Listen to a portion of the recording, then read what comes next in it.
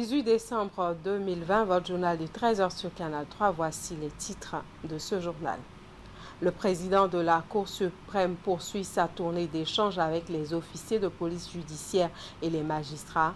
Avec cette sortie, Ousmane Batoko et sa délégation étaient à Ouida et Pomassé. Les détails dans un court instant. Première réunion de concertation entre la préfecture, les sages et notables du département du Mono.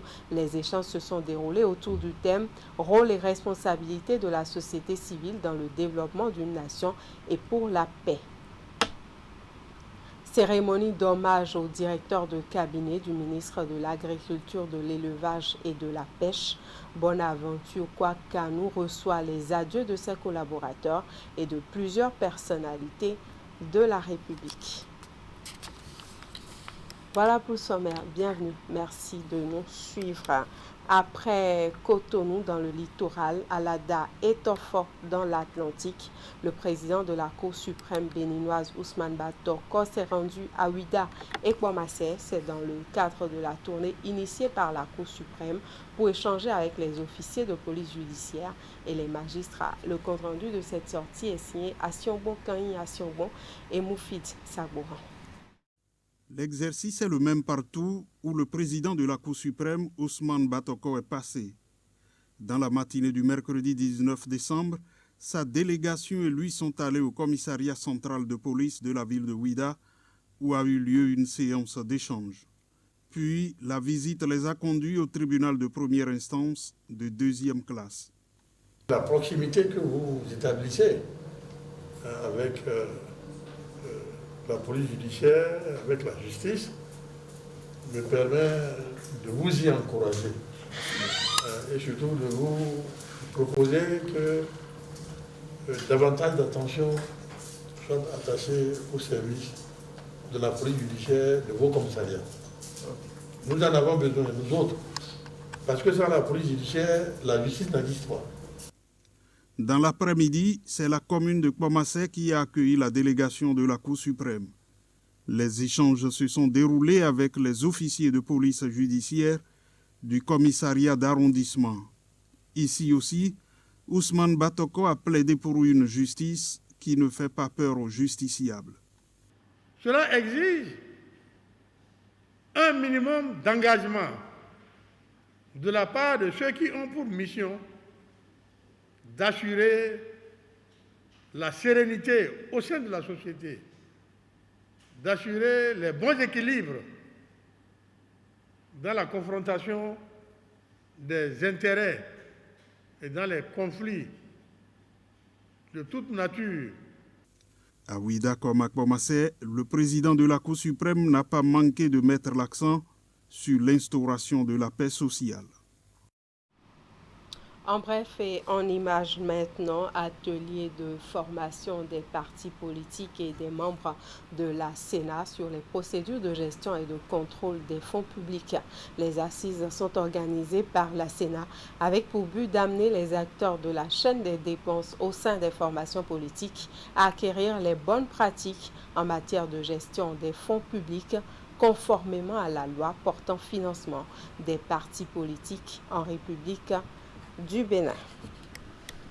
Autre sujet de l'actualité nationale toujours, le Conseil national de dialogue social a tenu hier jeudi sa 5e session extraordinaire au titre de l'année 2020. C'est une séance qui a permis à l'institution de faire le bilan de ses activités au cours de l'année et d'élaborer les perspectives pour 2021.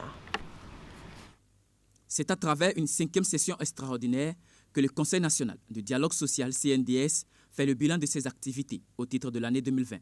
Une année marquée par la COVID-19 et dont l'institution tripartite n'a pas échappé aux séquelles. En effet, jusqu'au mois d'avril de l'année en cours, le CNDS n'a pu mener aucune activité.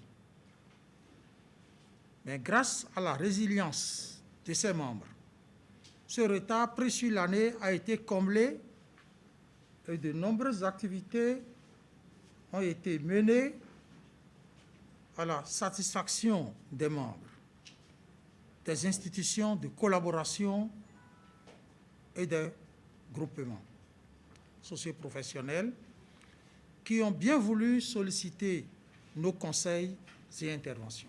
Avec une mission beaucoup plus axée sur la mise en œuvre de la Charte nationale du dialogue social, le CNDS s'est investi sur plusieurs chantiers.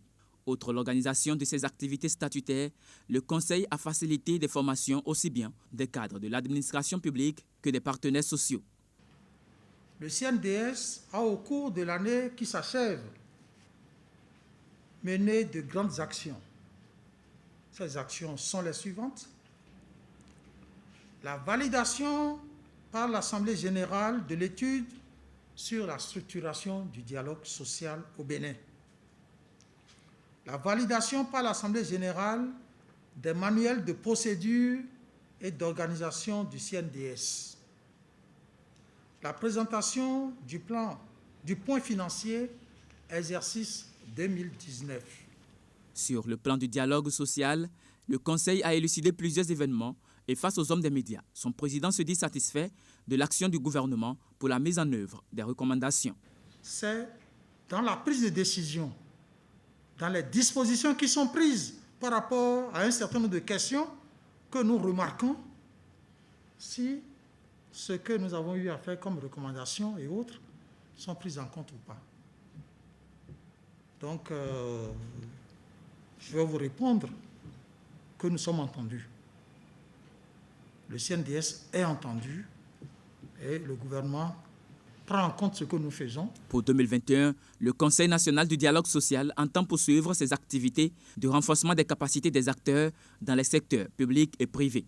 Plusieurs autres actions sont prévues et des démarches seront menées auprès des autorités compétentes pour la prise en compte des recommandations issues des études effectuées sur la structuration du dialogue social au Bénin et bien d'autres sujets. On parle maintenant de la première réunion de concertation entre la préfecture, les sages et notables du département du Mono. Les échanges se sont déroulés autour du thème « Rôle et responsabilité de la société civile dans le développement d'une nation et pour la paix ». Précision. Une première pour le département du Mono. Il s'agit de la mise en place et du fonctionnement d'un cadre de concertation entre la préfecture et les sages et notables du département. Pour une première rencontre, les acteurs de ce cadre de concertation, que sont notamment les sages, notables, dignitaires religieux, têtes couronnées et autres acteurs de la société civile et les autorités du département, se sont retrouvés ce mercredi 16 décembre dans la matinée. Monsieur le préfet a souhaité que nous échangeons avec les membres de ces organisations et surtout leur rappeler leur rôle et responsabilité et en quoi elles seront utiles pour la préfecture dans le cadre de la période sensible que nous traversons. Vous n'êtes pas sans savoir que nous sommes à la veille des élections présidentielles et c'est le moment plus que jamais pour nous de rappeler à ces organisations leur rôle et responsabilité en matière de la promotion de la paix.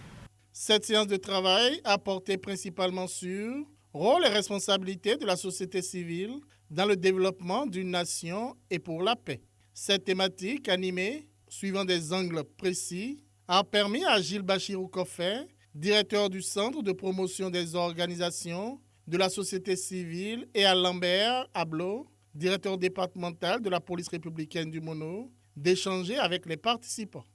Dans un premier temps, nous avons fait l'état des lieux de la société civile au Bénin sur tous les plans.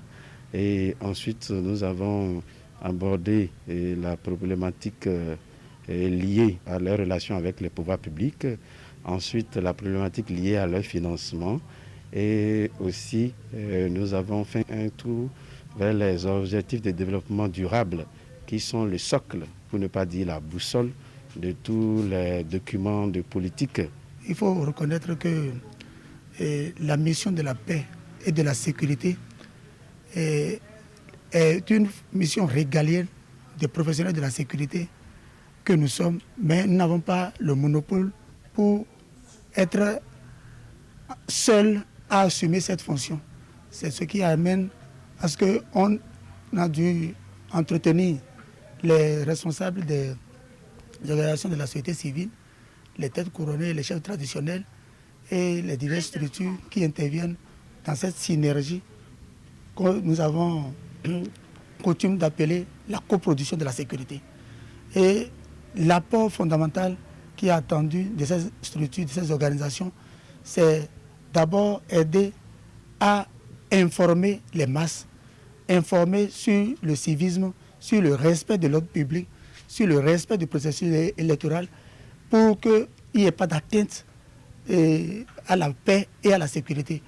Ce cadre de concertation est une nouvelle marque de l'engagement de la préfecture de Lokossa à soutenir les différents efforts des acteurs de la société civile. La rencontre s'est achevée après des échanges autour de la mise en œuvre et des résultats du programme d'action du gouvernement PAG. Rencontre bilan des 3 ans de mise en œuvre du projet promotion de la santé et des droits sexuels et reproductifs mercredi à Lokossa dans le département du Mono, exécuté par la zone sanitaire Lokossa à Tiémé par l'ONG Afrique Mutualité. Ce projet est soutenu par CARE International Bénin Togo. Le reportage est signé Geoffroy Messin et Florent Dou.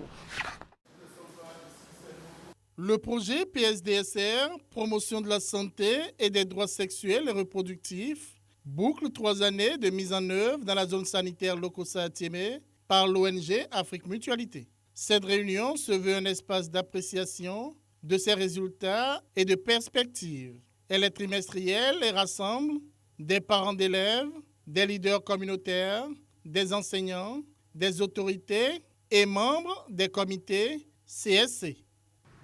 Dans le cadre de la mise en œuvre des activités inscrites au plan opérationnel annuel de l'ONG Afrique Mutualité, il est prévu des séances de retour information dont l'objectif est de rendre compte aux acteurs des actions menées sur le projet, les résultats obtenus et les perspectives pour les trimestres à venir.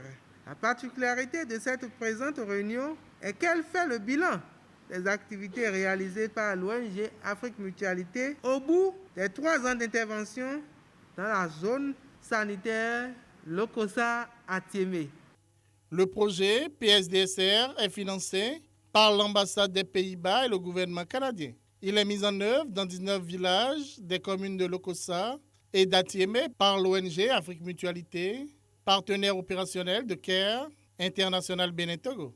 Il a pour objectif de créer aux jeunes et aux adolescents de 10 à 24 ans un environnement favorable à la jouissance de leurs droits sexuels et reproductifs, tout en améliorant leur santé, connaissances et attitudes sur les notions de genre, de violence basée sur le genre, de planification familiale et d'IST, VIH-Sida.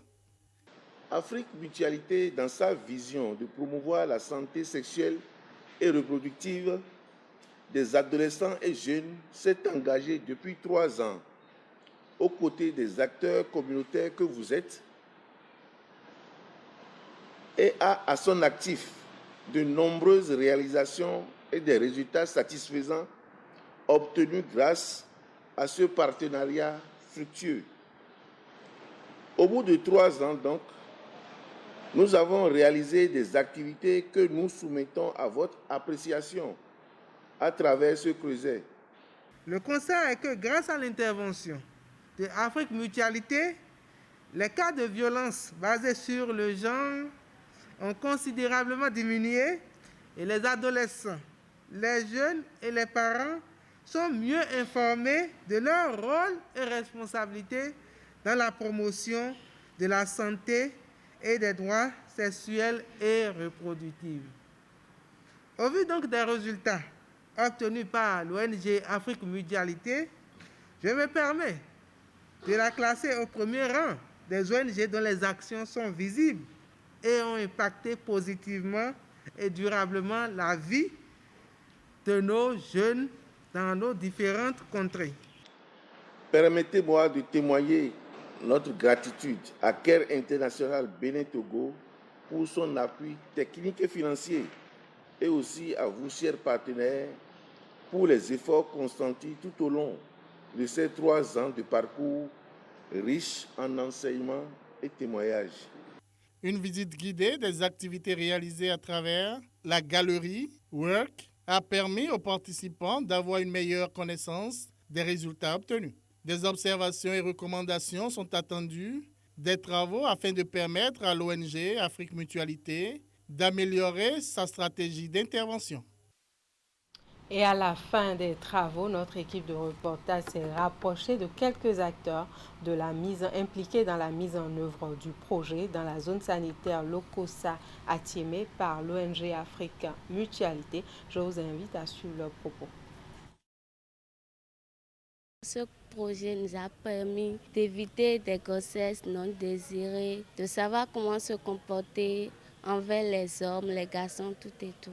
Au cours des années passées, il y avait plusieurs cas, mais cette année-ci, avec le projet, on n'observe plus ces cas. Avec nos apprenants, ils ont gagné beaucoup en matière de thématiques telles que les questions de violence basées sur le genre.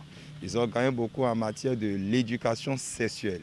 Ils ont gagné beaucoup en matière de dialogue parent-enfant.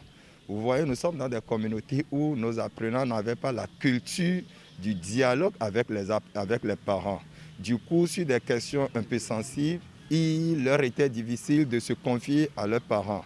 Mais avec les activités menées dans le club, avec l'encadrement de Afrique Mutualité, eh bien, les enfants ont gagné en technique, ils ont gagné en confiance. Et quand ils ont des problèmes liés à la sexualité, des problèmes liés à l'intimité, ils ont maintenant beaucoup plus de facilité à se confier aux parents. Au-delà de leurs parents, ils se confient même à nous autres encadreurs et nous essayons de les accompagner le temps d'éviter des dérives et des conséquences fâcheuses qu'on enregistre dans le rang de la jeunesse. Le feedback qui nous parvient a montré que de ces questions, des violences basées sur le genre, des violences basées sur les jeunes filles, les violences, les séquestrations, les abus sur les jeunes filles, de ces questions-là ont diminué.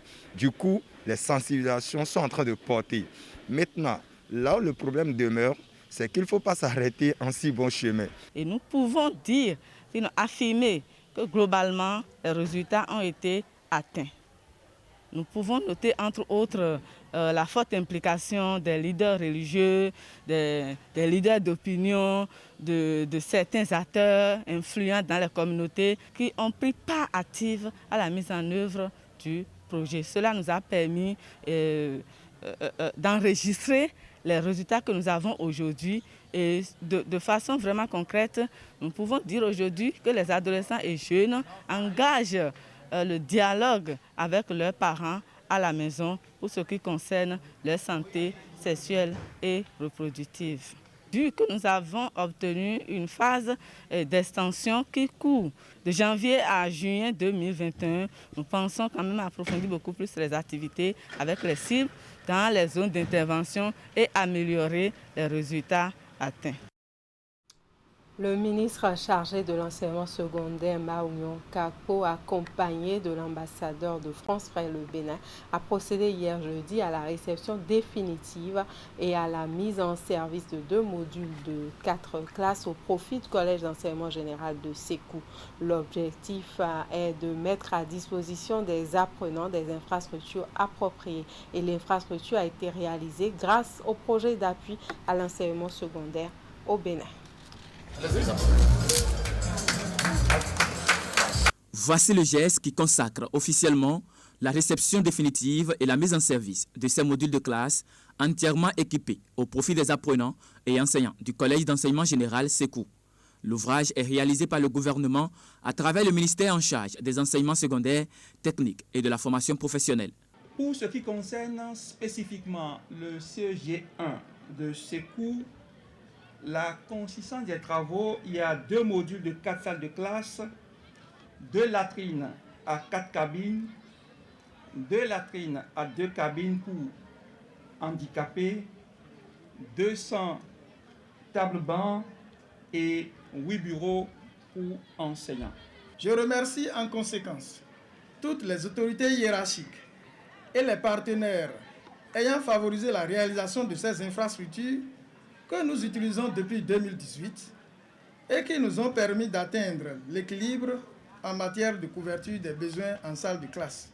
Évalué à 112 314 714 francs CFA et entièrement financé par l'Agence française de développement grâce au projet d'appui à l'enseignement secondaire au Bénin PASB, L'ouvrage est exécuté par AGETU SA et AGETIP Bénin SA sur une période de 13 mois.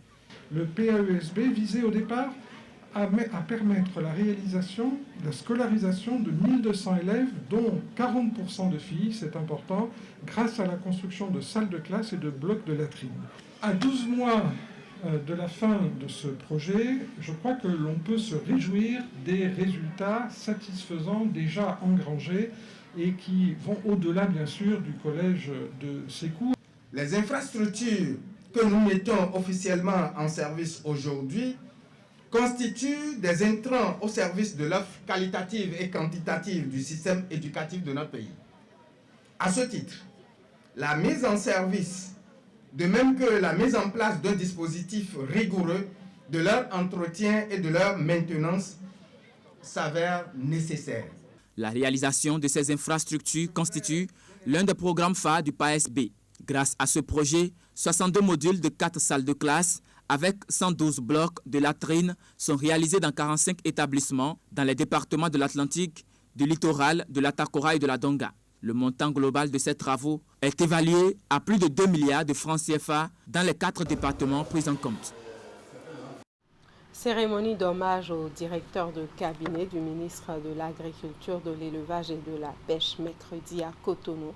Bonaventure Kwakanou a reçu les adieux de ses collaborateurs et de différentes personnalités de la République.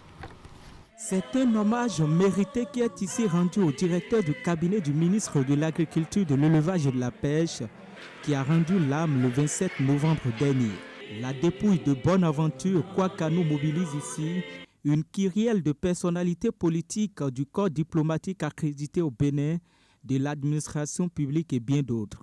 Les acteurs non étatiques sont reconnaissants du rôle majeur que vous avez joué dans leur vie et ne pouvaient en cette circonstance ne pas en rendre témoignage et en exprimer la reconnaissance. Tous, nous avions reçu la nouvelle de votre disparition, un peu comme une erreur d'annonce monumentale.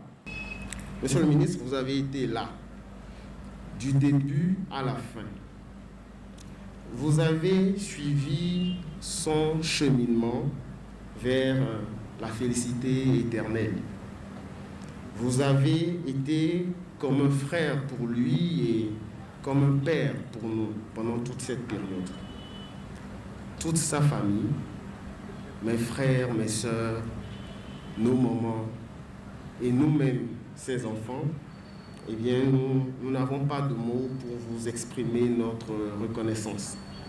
C'est le moment pour les différentes personnalités du secteur agricole qui ont connu et collaboré avec l'illustre disparu de témoigner de son parcours, sa simplicité et son engagement au travail bien fait. Son sens de générosité et d'amour est en effet resté inoubliable dans les cœurs de tout un chacun. Je me rappelle encore comme hier les visites d'amitié croisées que nous nous rendions avec nos épouses à Karimama et à Parakou.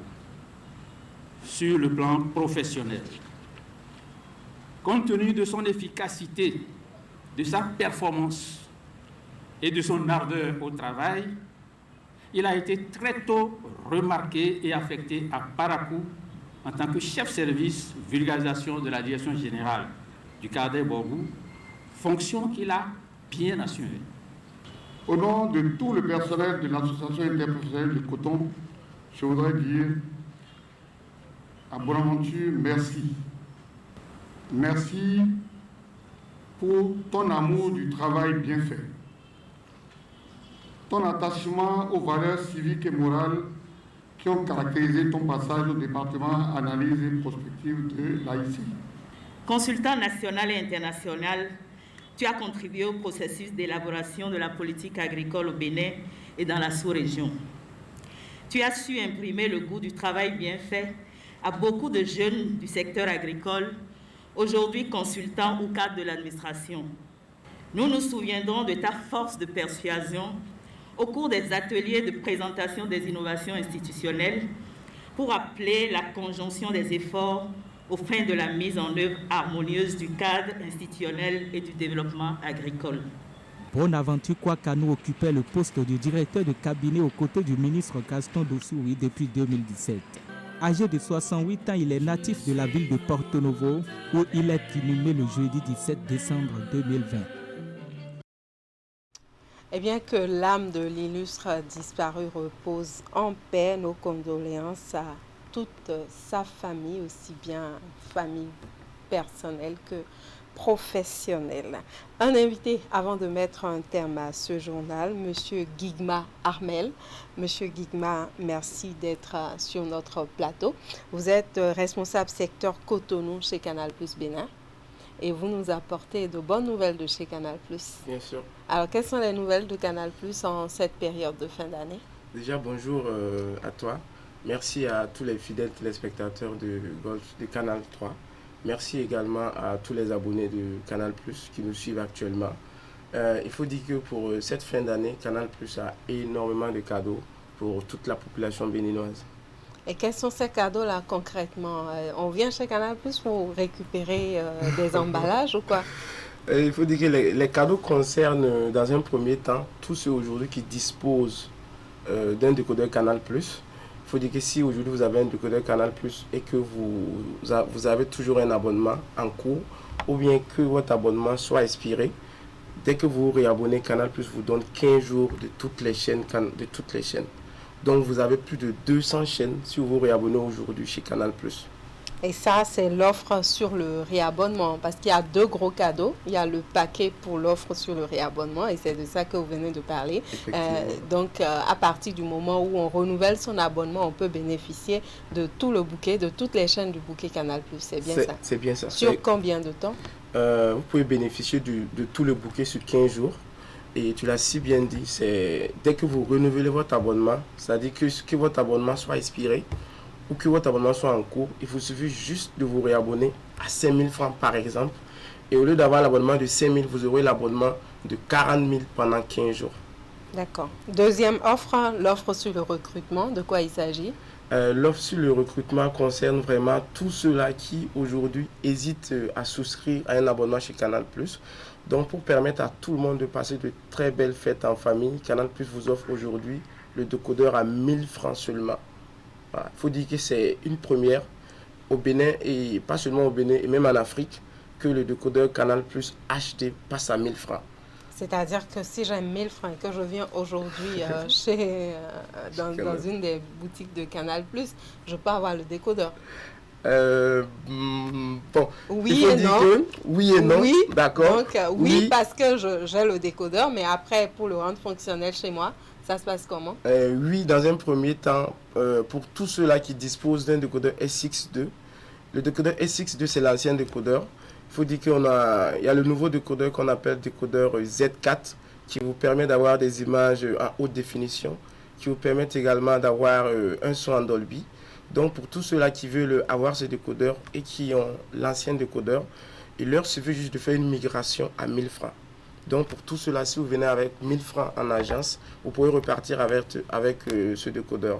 Maintenant, pour ceux qui n'ont pas ce décodeur, pour ceux qui n'ont même pas d'installation Canal+, et qui souhaitent avoir l'abonnement Canal+ chez eux, il leur suffit d'avoir 1 000 francs pour le décodeur à partir de l'abonnement Évasion qui est à 10 000.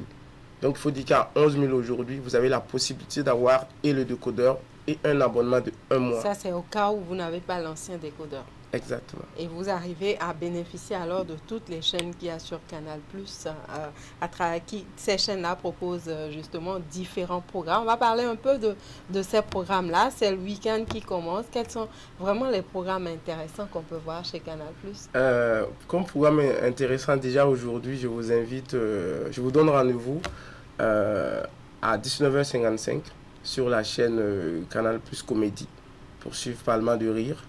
Il y a Gaou, il y a Maman qui vont vous embarquer dans le Parlement du Rire. Ouais. Je pense que vous connaissez bien cette émission. Bien sûr. Ah, super. Mon deuxième rendez-vous, c'est les amoureux du basketball.